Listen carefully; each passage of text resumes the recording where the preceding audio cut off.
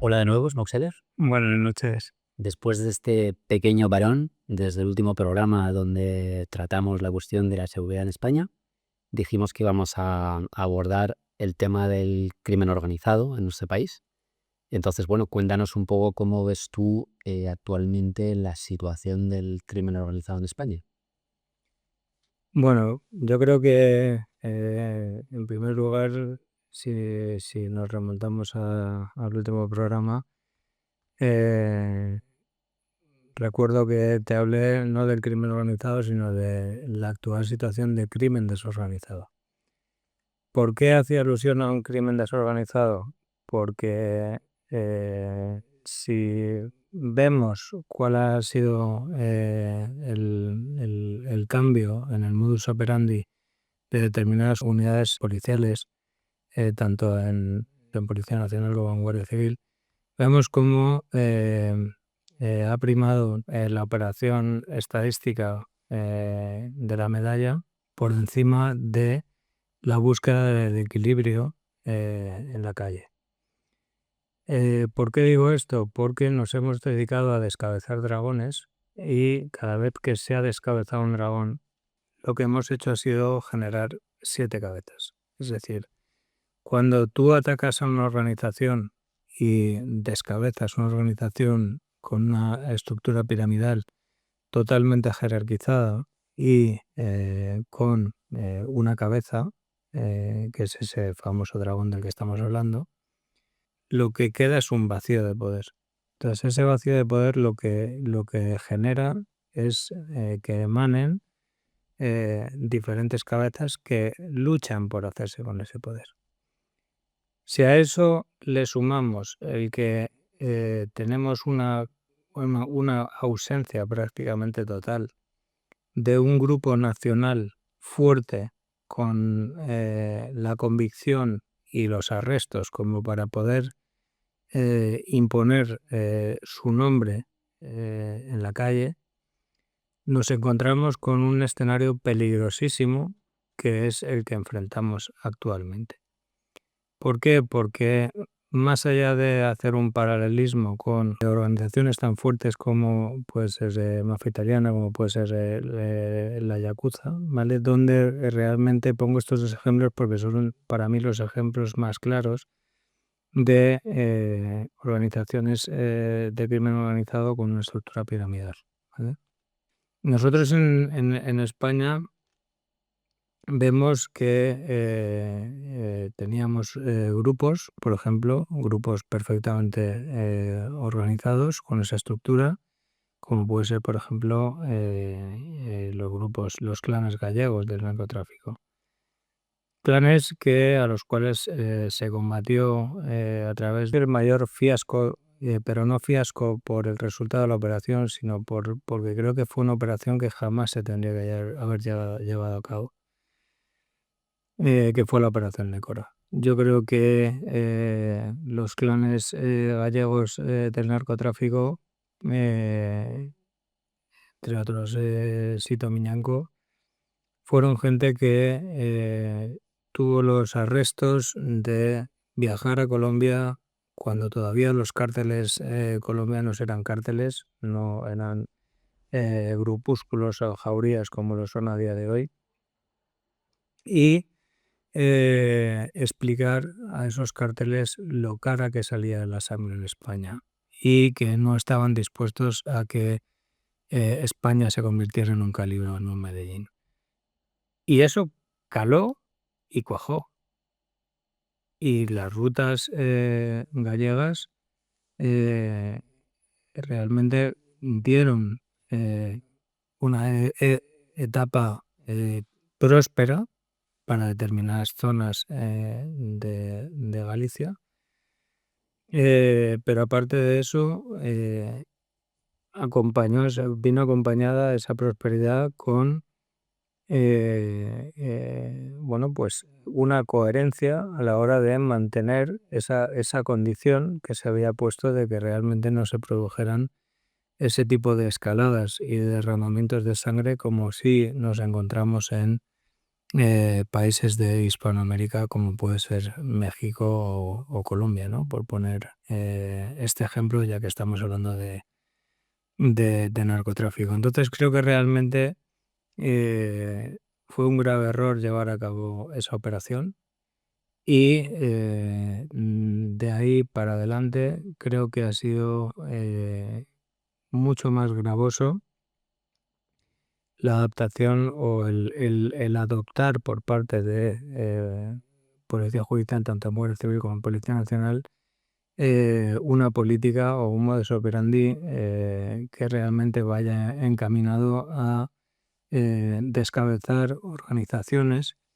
en vez de realmente seleccionar, hacer una selección de dentro de lo que es el bandidaje, vamos a llamarlo de esta forma, qué cabeza de dragón es la que realmente puede o tiene la capacidad para mantener eh, ordenado y organizado no solo su territorio comarcal o regional, sino que tenga capacidad nacional.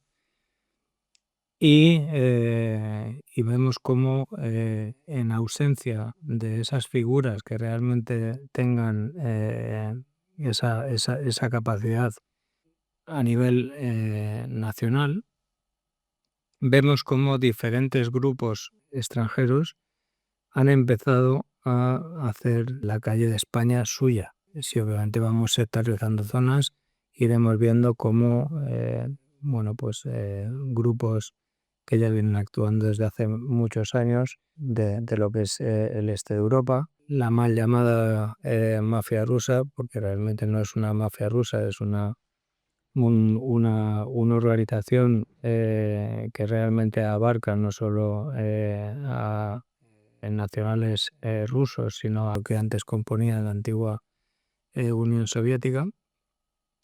Y vemos que realmente el modus operandi o las actividades de estos grupos pues abarcan diferentes actividades delictivas. Vemos cómo el vacío que dejó las rutas gallegas se ha visto potenciado en puertos como el de Sagunto, se ha visto cómo se ha desplazado esa actividad de control de la entrada de cocaína, por ejemplo, en Europa a través de las rutas gallegas, pues se desplazó a Rotterdam, Amberes, Hamburgo. Se reactivaron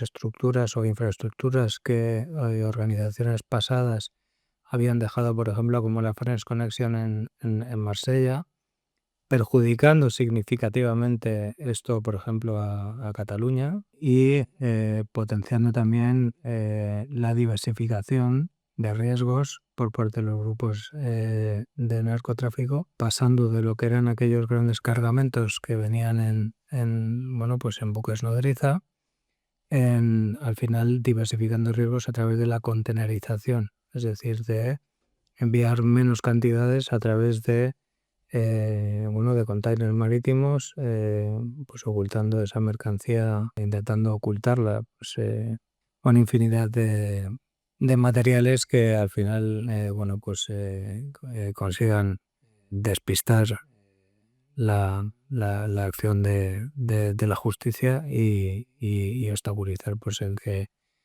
esa mercancía sea incautada. Pero lo realmente preocupante es cómo se ha devaluado y se ha reventado un mercado, como es el de la cocaína, por ejemplo. Vemos cómo el ejemplo lo tenemos en la línea, por ejemplo, como organizaciones, que es lo mismo que pasó en Galicia, como organizaciones que en un inicio siempre se han dedicado al contrabando. En el caso de Galicia, pues obviamente todos recordamos aquellos años del Winston y del tabaco, del alcohol. Y exactamente igual, cuando miramos hacia abajo, pues obviamente vemos que en Algeciras pues teníamos la ruta del hachís, Pero la ausencia de esos grupos organizados ha dado como resultado el nacimiento o el posicionamiento, más que el nacimiento, de organizaciones como la Mafia, por ejemplo, o como el Cártel de los Balcanes, o como otra serie.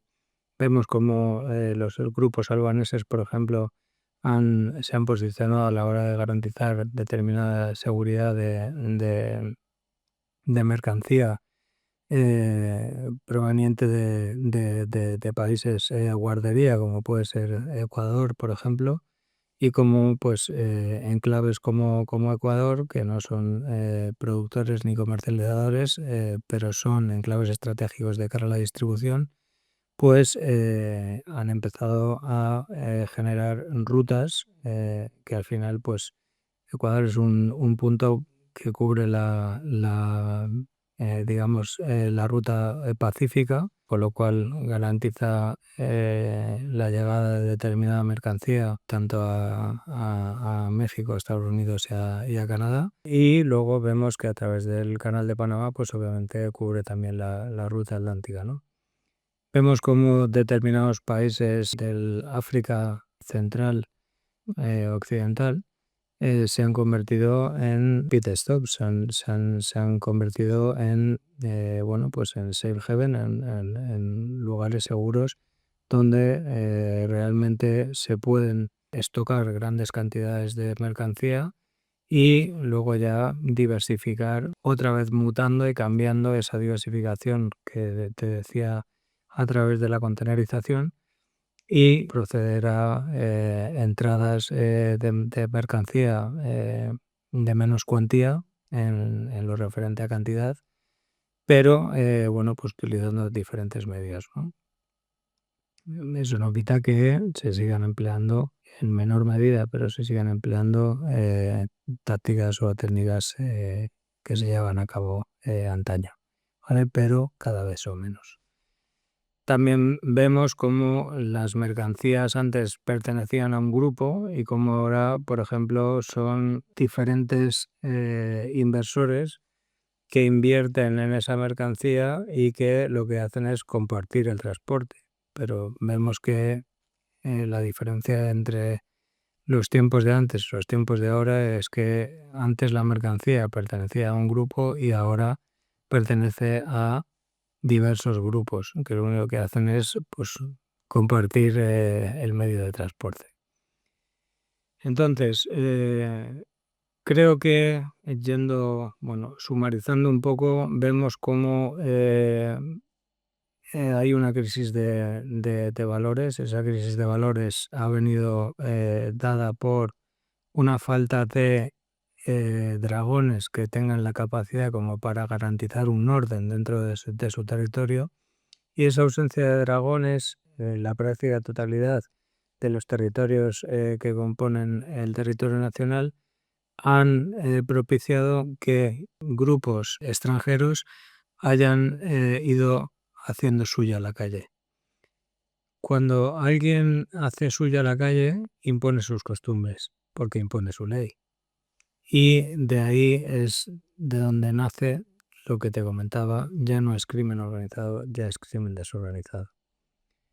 Vemos cómo antes había una serie de códigos de silencio, donde realmente el bandido era bandido. Era muy raro que realmente hubiera la figura que hoy en día es lo normal. Lo que antes era excepcional, que era romper el código de silencio, ¿no? Como dirían los italianos, la omertà, ¿no? Un pacto de silencio que tú juras con tu vida. Vemos que hoy en día eso no existe. ¿Por qué? Porque hoy en día, pues a diferencia de antaño, el bandido sabía que era bandido.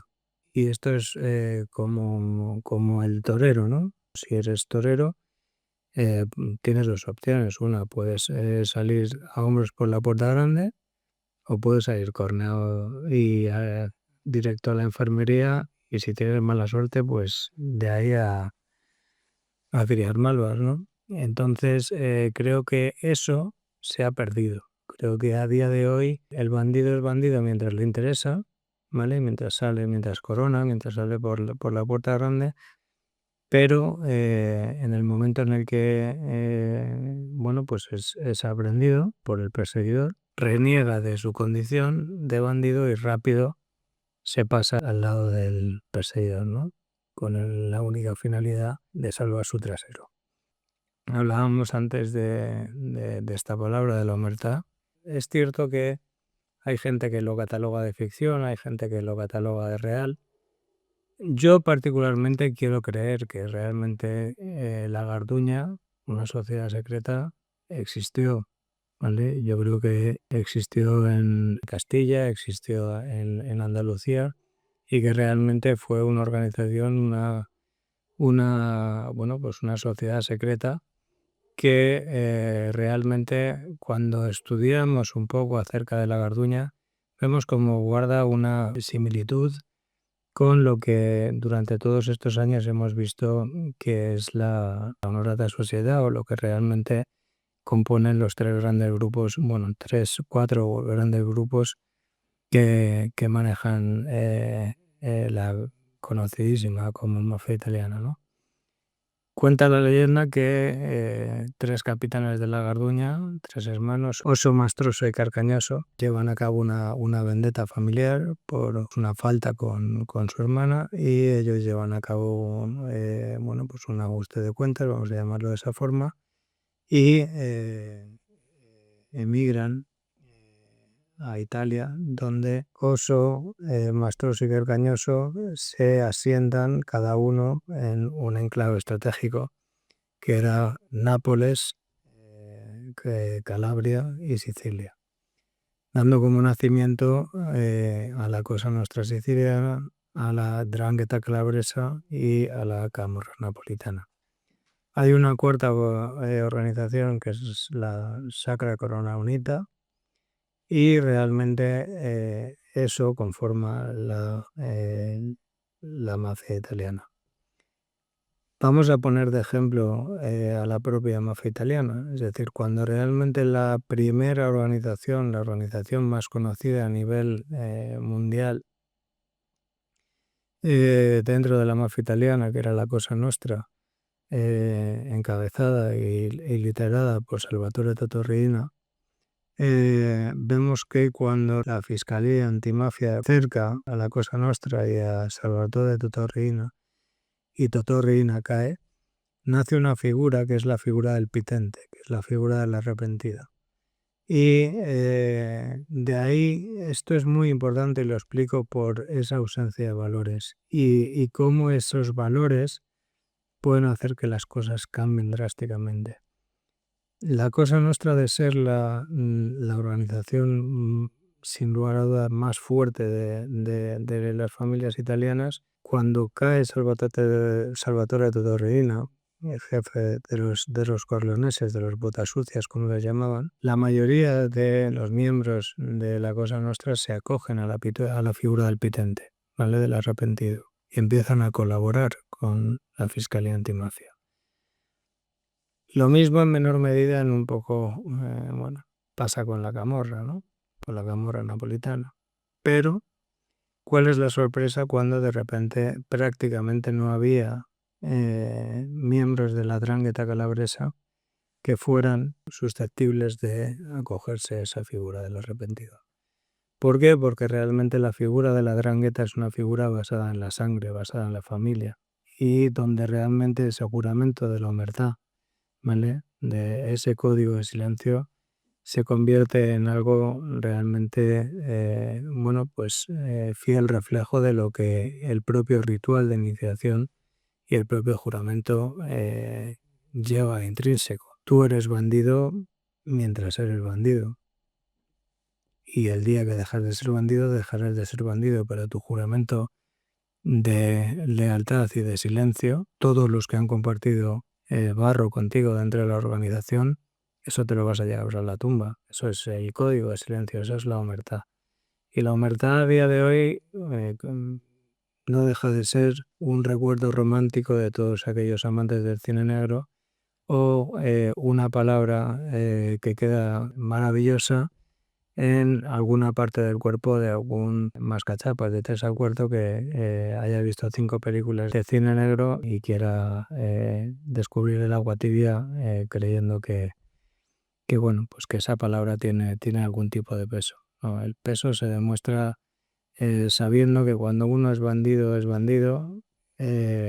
y que o eres perseguido o eres perseguido. Lo que no se puede estar es con Dios y con el diablo. Y esa decadencia, esa crisis de valores, la extrapolamos a todo lo que es la sociedad actualmente. Entonces, en España lo primero que falta es, primero, grupos que tengan la capacidad para pelear metro a metro, barrio a barrio, ciudad a ciudad y pelear por el país. Cosa que no va a poder hacer ningún grupo policial, ninguno. Y lo digo categóricamente sin que me tiemble la voz ni lo más mínimo. ¿Por qué? Porque el Código Penal actualmente y tal y como está configurada nuestra sociedad, cualquier policía o cualquier servicio de inteligencia que intente imponer una ley en la calle va a recibir como premio no una medalla, sino una larga estancia en prisión. Con lo cual, esto solo se puede salvar desde la propia calle. Y ahora tú me dices, ¿tiene que estar los fuerzas y cuerpos de Estado, los cuerpos policiales, tienen que entrar en connivencia con el crimen organizado? Por supuesto que tienen que entrar. ¿Por qué? Porque hay que organizar la calle. Porque si tú no controlas la calle, no puedes tomar la temperatura a la calle. ¿Vale? Porque si tú realmente tienes un interlocutor válido, puedes marcar unas líneas rojas. Y líneas rojas son no cruzar límites como que tu hija o la mía o la de cualquier persona salga a la calle con el miedo de ser ultrajada y violada. ¿Vale? ¿Cómo explicarle a la gente que la casa de cada uno es el templo, el castillo de cada uno? No es comparable una persona que hace un butrón en un banco que una persona que entra en una casa y comete una serie de tropelías contra las personas que están dentro. Es que vemos que las actividades ilícitas son de diversa índole, pero vemos que algunas son aceptables por parte de los antiguos bandidos y otras serán siempre condenables, perseguibles, ¿vale? Y cuidado, porque si alguien incurre en ese tipo de acciones dentro del territorio de un dragón con el que esas fuerzas y cuerpos de su Estado hayan fijado esas líneas rojas, será ese dragón el que se encargue de poner orden en su territorio.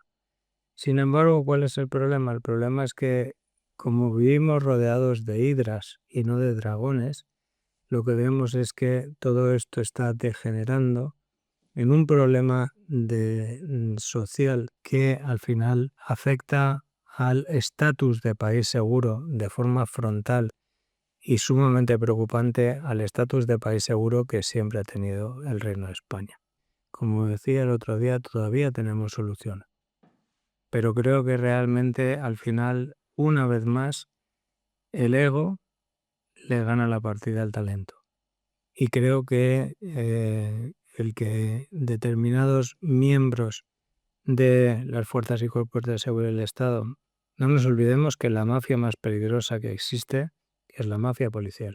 El hecho de que cuando determinados grupos intentan posicionarse, grupos nacionales intentan posicionarse rápido, agentes corruptos lo que hacen es activar operaciones diciendo esta organización criminal se dedica a volcar a narcotraficantes. Oiga usted. ¿Y usted por qué le duele tanto esto de que vuelquen a narcotraficantes? Muy sencillo, porque usted está cobrando grandes sumas de dinero de los grupos que están operando actualmente. Por aclarar la terminología, para quien no está familiarizado con este tipo de palabras, cuando hablas de volcar a otro narcotraficante significa De robar una mercancía. está pensando en todo lo que es Andalucía. Vemos cómo realmente hay grupos que son hidras. No hay una organización jerarquizada. Entonces, ¿de qué me sirve a mí que tú digas que vas a acabar con el clan eh, te iba a decir de los castañas, de los almendros o de las avellanas? Me da exactamente igual, como lo quieras llamar. ¿De qué me sirve a mí que tú ataques, ¿vale? Y descabeces gente que realmente es válida para interactuar cuando el tráfico ilícito de hachís eh, viene produciéndose desde hace 5 décadas? O sea, no es nada nuevo. Entonces, realmente lo que necesitamos es que la gente pueda salir tranquila a la calle. Que una madre pueda ir a comprar a la farmacia a las 5 de la madrugada y que sea el propio bandido el que se encargue de que ni una mota de polvo le caiga a esa madre encima. De proteger tu barrio, de cuidar tu barrio. Vemos cómo realmente hay determinadas... mira, a mí me parece, es una gran hipocresía, ¿vale? Y es faltar a la verdad el decir que, por ejemplo, la operación Nécora, cuando recuerdo todavía cuando se hizo aquella manifestación de las madres contra la droga en la puerta del Pazo de Laureano Ubiña. Laureano Ubiña nunca, jamás en su vida, mientras los clanes gallegos antes de la operación Nécora, metió ni un solo gramo de cocaína en España. Ni uno. De cocaína. De cocaína. Laureano Ubiña era una persona que única y exclusivamente todos sus envíos eran alcohol, tabaco y hachís. Pero nunca, y es más, te digo, la droga que mataba, y no solo en Galicia, sino en toda España, fue la heroína. Pero yo creo que realmente el problema que enfrentamos ahora es mucho mayor porque las grandes organizaciones han pasado a ser jaurías de perros salvajes sin ningún tipo de control.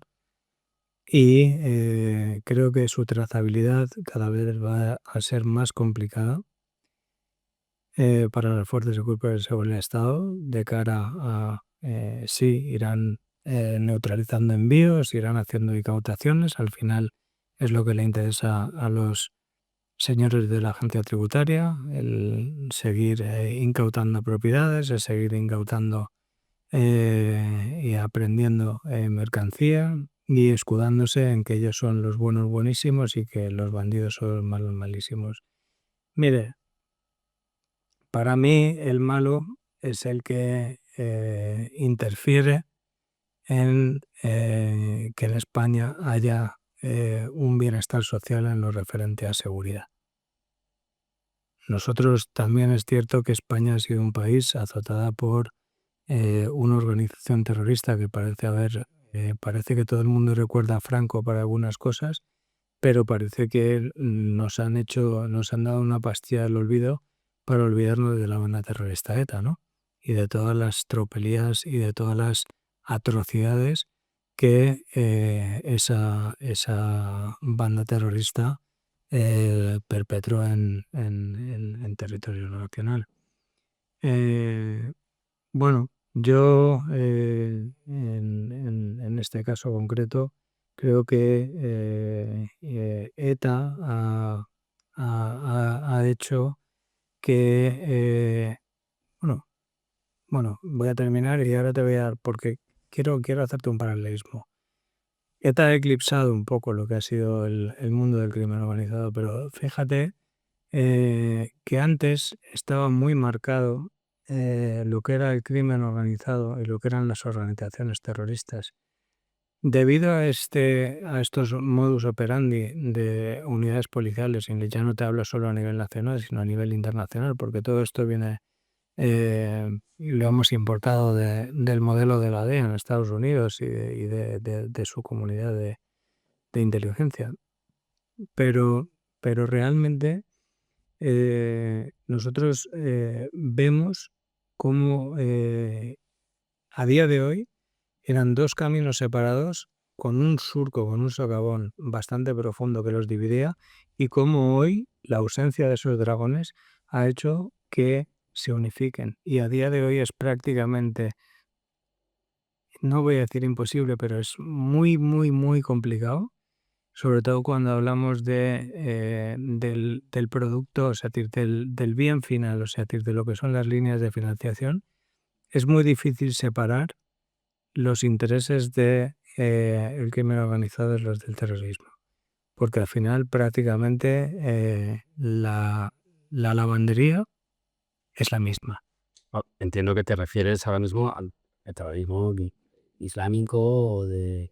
Sí, de diferente índole, es decir, actualmente pues obviamente nosotros tenemos más presente todo lo que es el terrorismo islámico, pero bueno, hay muchas formas de implantar el terror y no es monopolio exclusivo del mundo yihadista, y no vemos muchos grupos que al final pues tienen que ver o bien con, pues mira, en Nigeria, por ejemplo, vemos una organización que se llama Black Ace, es decir, Hacha Negra, que al final pues comparte patio con una organización que es Boko Haram. O sea, es decir, vemos que realmente hay países en los que te encuentras una organización muy fuerte de crimen organizado y otra fuerte bueno, pues de una índole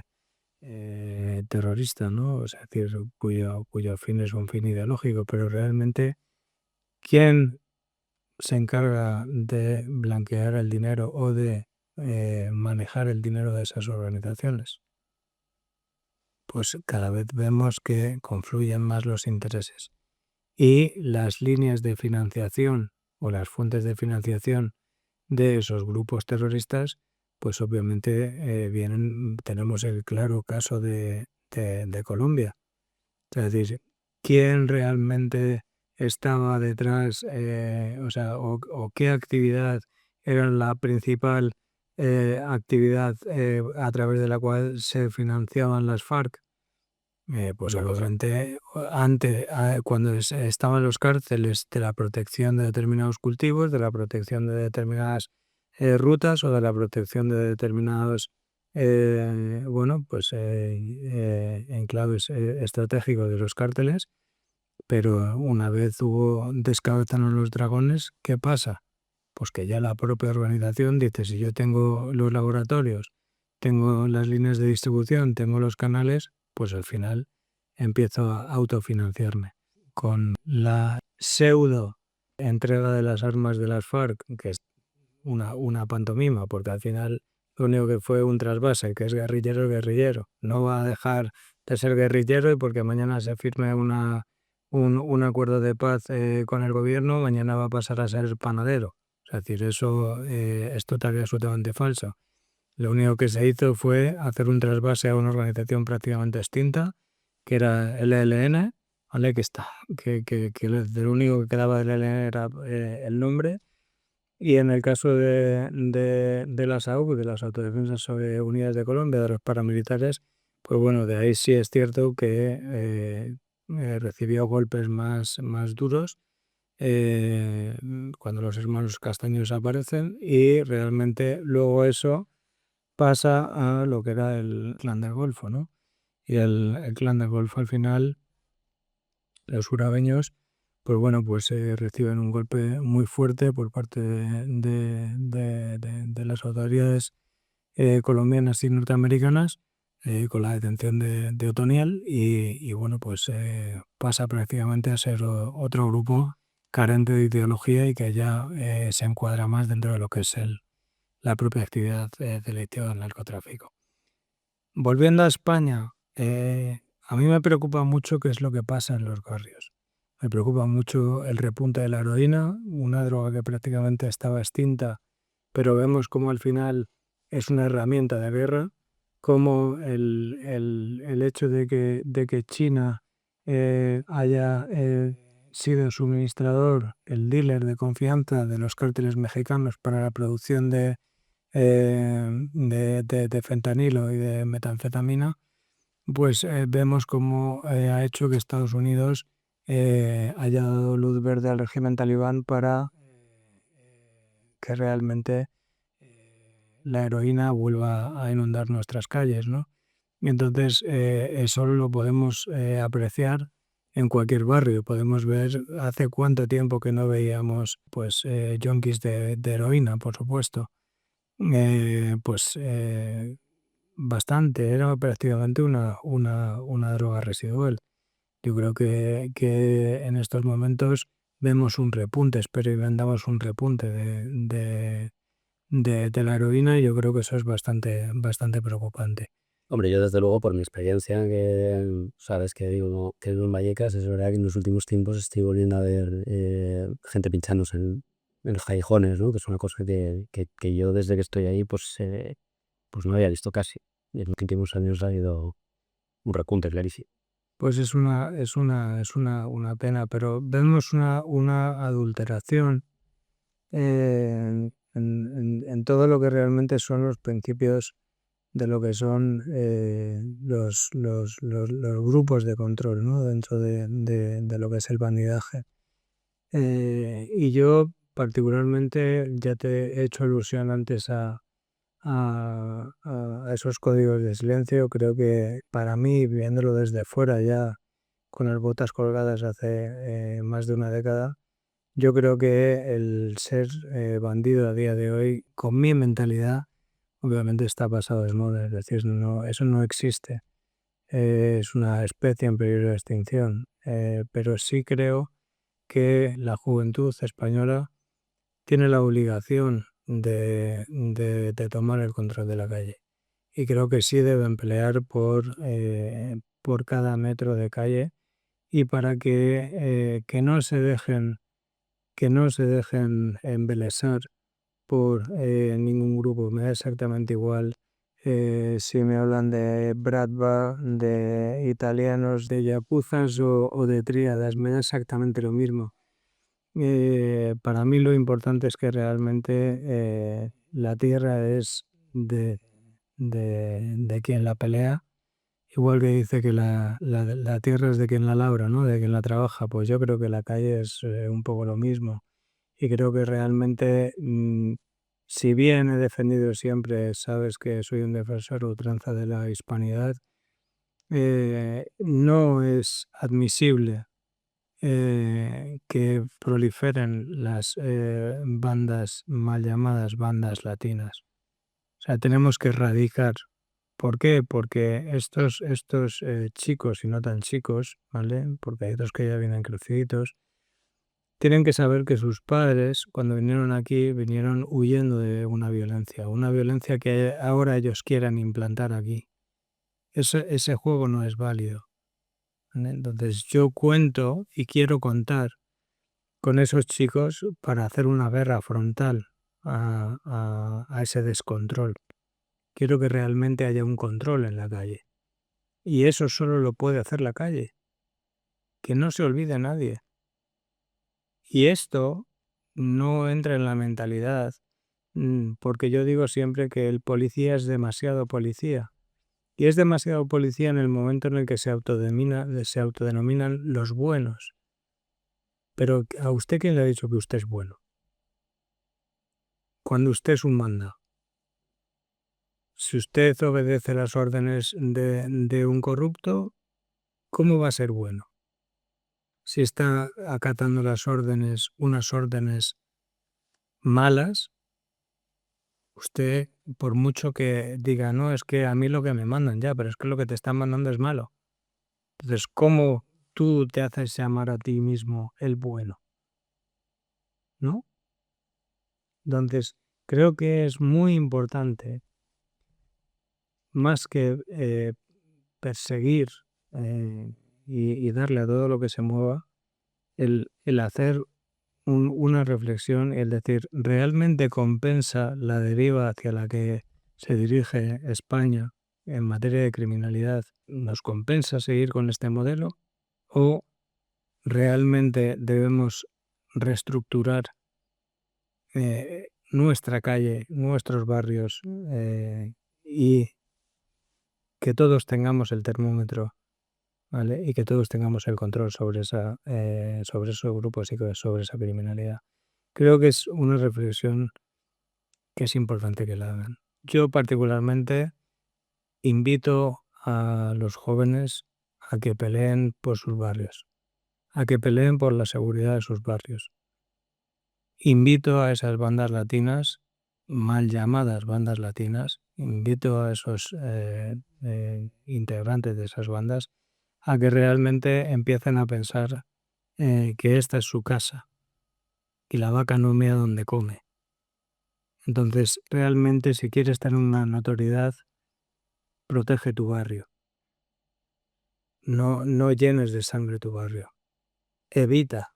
La mejor forma de defender tu barrio es evitando que en tu territorio se derrame una sola gota de sangre. Y así a lo mejor llegaréis a tener, estaréis más cerca, ¿vale?, de los años luz que os quedan para llegarle los suelos a los zapatos a un señor como Sito Miñanco, que tuvo los santos cojones de irse a Colombia y explicarle a los cárteles de antes, cuando los cárteles eran Dios Padre Omnipotente, lo cara que salía una gota de sangre en España. O seguir, tanto que criticaron a don Jesús Gil, que en paz descanse. Sí, es cierto que Marbella se llenó de los grandes capos a nivel internacional, pero en Marbella no había ni un solo delito. A mí me da exactamente igual quién venga, me da exactamente igual quién seas, pero al final yo lo que no quiero es cambiar a un inversor por un invasor.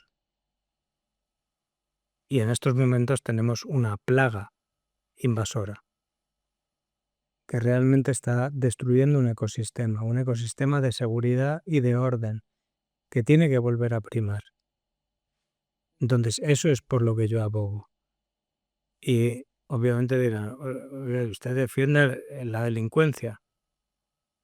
No, pero entiendo que dentro de lo que es la delincuencia y dentro de siguiendo el código antiguo del bandido, hay ilícitos e ilícitos.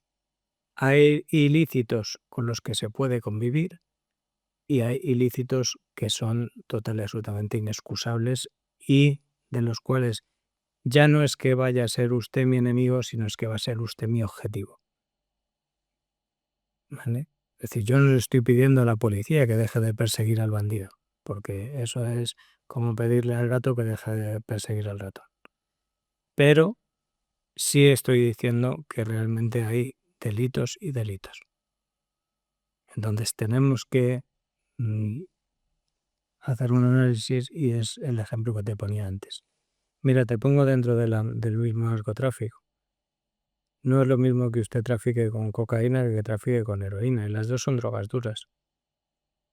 Sin duda. Pero la capacidad estadística para poder abandonar un hábito o una dependencia, más que un hábito, entre una droga y otra, lo separa un abismo pues del tamaño de las fosas abisales. Bueno, y las consecuencias sociales que tiene un tipo de adicto y otro, ¿no? Bueno, pero vemos también cómo, por ejemplo, a día de hoy se sigue persiguiendo el contrabando de tabaco. Oiga, por favor. Se siguen persiguiendo, ¿por qué? Pues porque por razones obvias. Pues porque hay unos señores que son de la agencia tributaria que les encantan los impuestos especiales y todo lo que sea pues llevar a cabo incautaciones, y a eso se dedican. Bueno, pues eso es un poco cómo veo el tema del crimen organizado a nivel actual. Creo que realmente es muy preocupante la situación en el Levante español, en Andalucía, por supuesto. Creo que todo este Welcome Refugees y no me refiero solo a las pateras, ¿no? Me refiero a todo este tema de Ucrania, por ejemplo, de la guerra y de repente a vía libre a todo el que venga, cuidadito. Cuidadito porque todos somos Ucrania, pero aquí no está en Ucrania ni Dios, ¿vale? Y cuando de repente veas bueno, ya, pero yo no soy Dios, todo lo contrario, quizás. Yo siempre diré una cosa, siempre preferiré ser un ángel caído que un demonio arrepentido. ¿Por qué? Porque yo sí tuve claro y tuve grandes maestros y yo mientras fui y el día que dejé de ser, dejé de ser.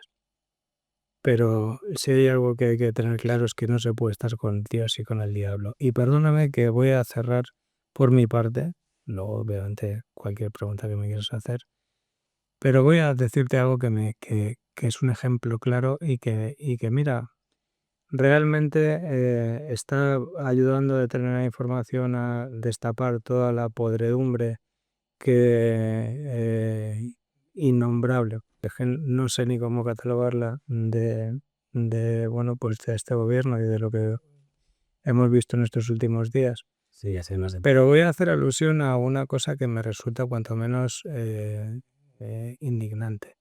O sea, es decir, que una rata chivata como el señor Aldama, ¿vale? La gente tenga las santas narices de tildarlo de héroe, a mí me parece que es el claro ejemplo de lo que es la decadencia, de lo que es la decadencia y la falta de valores que hay dentro del mundo del bandido. ¿Por qué? Porque para mí, como te he dicho antes, si eres, eres. Y el día que dejas de ser, dejas de ser. Pero este señor, a mí no me vale que sea torero para salir como salía, ¿no? Cuando coronaba, pero ahora de repente que te han caído las 7 maldiciones de Tutankamón, de repente, hostias, no, ahora yo voy a tirar de la manta y entonces me convierto en un pitente, ¿no? La figura del pitente que hablábamos antes del arrepentido. Pues lo siento, pero eso no es plato de buen gusto para la gente que tenemos otra mentalidad y que tenemos otra idea de lo que realmente es un hombre de honor, ¿vale? Que es uomo di onore, ¿vale? Pues lo que es un hombre de honor, desde luego no hay nada más deshonesto y menos honorable que un chivato, ¿vale? Como es ese señor. Y perdóname, pero es que lo tenía que decir porque últimamente veo a gente que tenía por gente coherente e inteligente haciéndole una publicidad a esta rata eh, que cuanto menos me resulta chirriante. Entonces, bueno, como una especie de... Pues nada, yo lo único que tengo que decirle a este señor es que si desde luego dependiera de mí, tendría que mirar sus espaldas desde el día en que decidió convertirse en un arrepentido hasta el día en el que la muerte decidiera llevárselo a bailar con él. Pues muchísimas gracias. Creo que lo has dejado todo muy claro. O sea, sí que se podrían hablar de desarrollar uno de los temas muy interesantes que has puesto sobre la mesa. Simplemente quería despedir el programa con esa idea que has estado sobrevolando a lo largo de todo lo que nos has contado y que ya habíamos hablado alguna vez, que a mí me gustó mucho, ¿no? Esa metáfora que me planteaste un día de que el dragón que el dragón es hambre siempre, pero que el dragón tiene que cuidar su cueva. Efectivamente.